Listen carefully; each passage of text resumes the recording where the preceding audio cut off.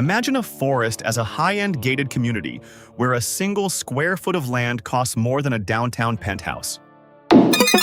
While we naively think trees just stand there and breathe, a ruthless real estate war is raging in the shade of their canopies. This ecosystem has its own architects of chaos. Biologists call them edificators.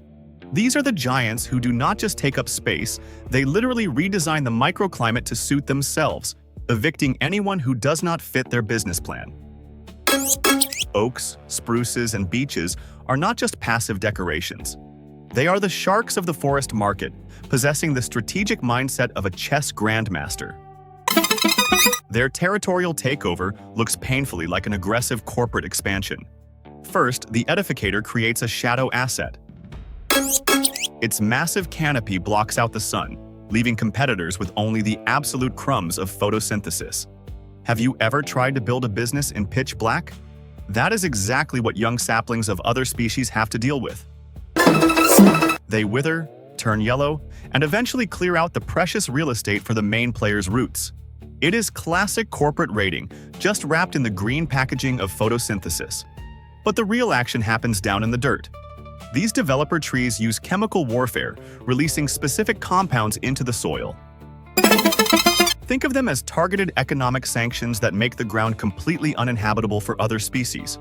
As a result, a massive oak creates its own sterile exclusion zone, a place where the only things allowed to survive are those willing to play by the monopolist's rules. Nature works exactly like the most ruthless human resources department on Earth. You either bring value to the system, or you get evicted with zero severance pay. But here is the crazy part. These forest magnates actually know how to negotiate. Through a complex fungal network, which biologists often call the Wood Wide Web, they exchange resources with loyal neighbors. If one tree is facing a temporary liquidity crisis because of a drought, its more successful colleague will literally bail it out with a transfer of sugars. This is not charity. It is a heavily calculated long-term investment in the stability of their own neighborhood. 95. The forest essentially turns into an exclusive private club where the price of admission is decades of growing in the shadows of giants. Did you think a forest was just a chaotic pile of branches? Think again. It is a strictly structured hierarchy where every single layer of leaves is calculated with mathematical precision, making sure not a single photon of light goes to waste. These architects of chaos are constantly remodeling the landscape. They tweak the soil chemistry and humidity levels so that none of the tenants ever get too comfortable. They literally rule the forest, dictating the rules of the game for centuries to come. So while we casually stroll down the trails, admiring the peaceful scenery, a colonization process is happening right beneath us that the world's top real estate agents would kill for. But who is the most powerful developer here, capable of bending entire ecosystems to their will just by showing up? The answer lies in exactly how they rewrite the rules of survival for every other resident of this green empire. Have you ever wondered why trees do not just go bankrupt, even though they spend centuries locked in cutthroat competition for light and water? While we are busy trying to balance our checkbooks, the forest has been running a flawless economic model based on underground transactions for billions of years. Welcome to the world of mycorrhiza. This is where the fungal network acts as a massive global financial hub, wiring every single plant into one unified grid. This is not just biological symbiosis. It is a literal darknet hiding right under the rotting leaves and dirt. Down here, tree roots sign binding contracts with fungal threads, trading their surplus sugars for scarce, hard-to-find minerals. Picture this. A young tree is stuck in the shadow of the giants, desperately starving for sunlight. In our normal capitalist world, it would simply get eaten alive by the competition. But the forest operates on a completely different system. Senior investors use the mycorrhizal network to pump life-saving carbohydrates directly into their weaker neighbors. Again, this is not altruism. It is a long-term play to keep the forest portfolio absolutely stable. Because if one sector collapses, the entire ecosystem takes a massive hit. 95. That is why the fungal banking structure pumps liquidity into the market, even during the most brutal droughts. Of course, nothing comes for free. The fungi act exactly like greedy Wall Street brokers, skimming a heavy commission off every single transaction. They take up to 30% of the sugar that the tree worked so hard to synthesize in its leaves. That is the premium fee for their infrastructure service. They deliver nitrogen, phosphorus, and premium protection against pathogens. And if a tree tries to dodge its taxes or acts like a shady business partner, the fungal network can instantly throttle its supply lines or completely disconnect the deadbeat from the grid altogether. There is absolutely no room for freelancers working off the books in this system. The plot thickens when you realize these fungi can also broadcast emergency alerts. If a patch of trees gets attacked by pests, the victim sends out a chemical push notification through the shared network. The neighbors receive the warning and immediately start synthesizing defensive toxins before the bugs even arrive. It works faster and more flawlessly than any modern fiber optic cable. 95. Mycorrhiza is not just a network. It is a massive distributed data center that manages the entire forest based on real-time analytics of moisture, soil nutrients, and incoming threats. Now take a second look at your local park. Right beneath your feet, there is a buzzing economy worthy of the most intense Wall Street trading floors. Every single leaf and every microscopic spore is an active player in a global market where the only accepted currency is life itself. If you thought your bank account was complicated, just remember that fungi were hedging risks millions of years before the very first coin was ever minted. The forest does not just grow. It constantly invests, trades, and monitors every single asset to make sure tomorrow does not end in bankruptcy. But are you ready to find out what happens when the fungal network suddenly decides to change the rules of the game and triggers a massive default across the entire forest? You thought this was all just about blocking out the sun? That was just the warm-up for the real chemical thriller. Enter out. It is the biological equivalent of slipping poisoned coffee to your annoying coworkers. Imagine trying to open a small coffee shop, but the corporate chain across the street is quietly pumping toxins into your water supply until even the plastic plants on your counter die. That is exactly how the black walnut tree operates.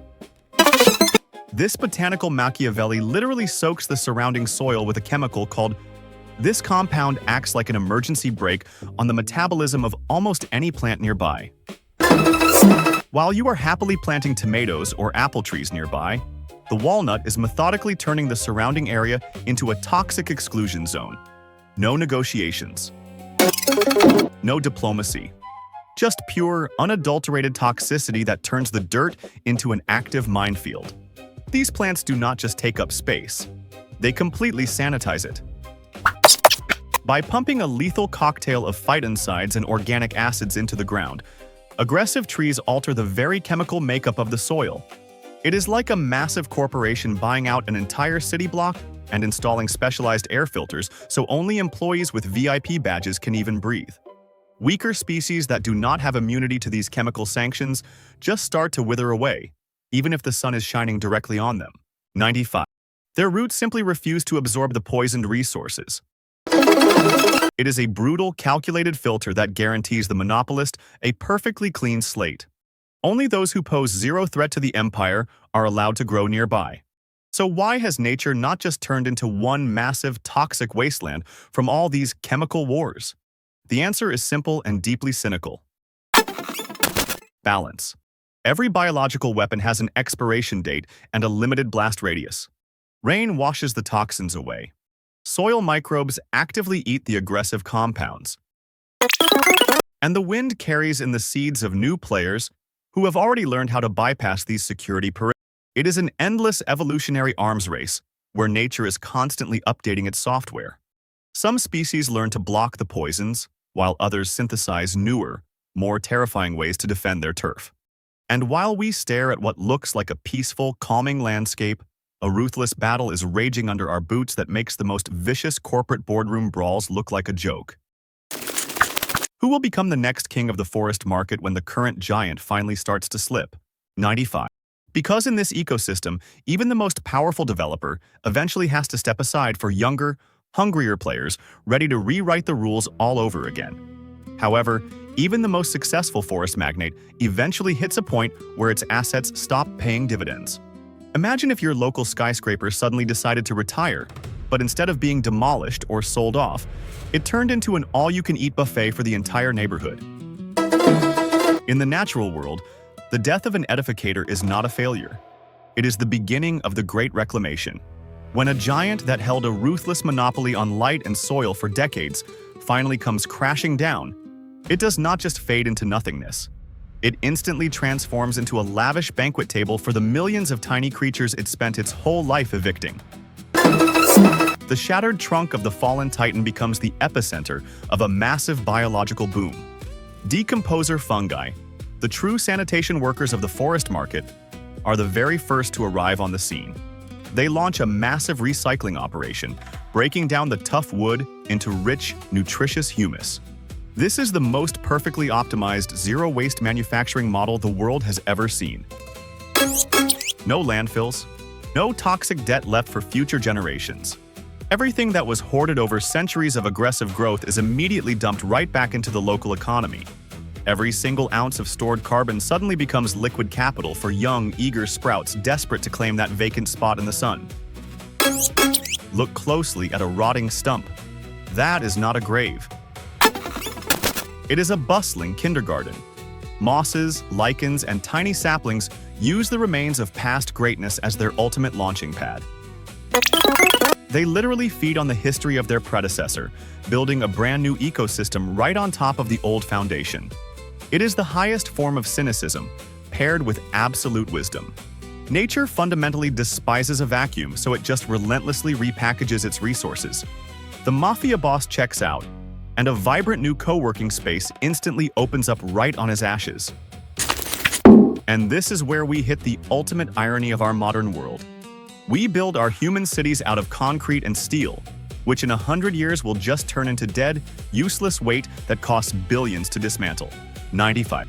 We manufacture trash that will poison this planet for thousands of years. Meanwhile, the forest effortlessly turns death into high-octane fuel for new life in a matter of seasons. Human architecture is a desperate attempt to freeze time. The architecture of the forest is the absolute mastery of constant, unstoppable renewal. Will we ever figure out how to steal this genius strategy? Will we ever learn to design buildings that do not become an ecological nightmare when their expiration date hits, but instead quietly dissolve, feeding their energy right back into the grid? Right now, we are losing this round to the forest by a staggering margin. We are still obsessed with trying to own the space, while nature simply leases it, knowing perfectly well that at the end of the contract, all debts must be repaid. The Great Reclamation is not the end of the story. It is a mandatory system upgrade. And while we sit around philosophizing about eternity, deep in the thicket, another fallen giant has already started feeding the next generation of winners. Winners who will eventually fall themselves, just to pave the way for a new set of ruthless ambitions. 95.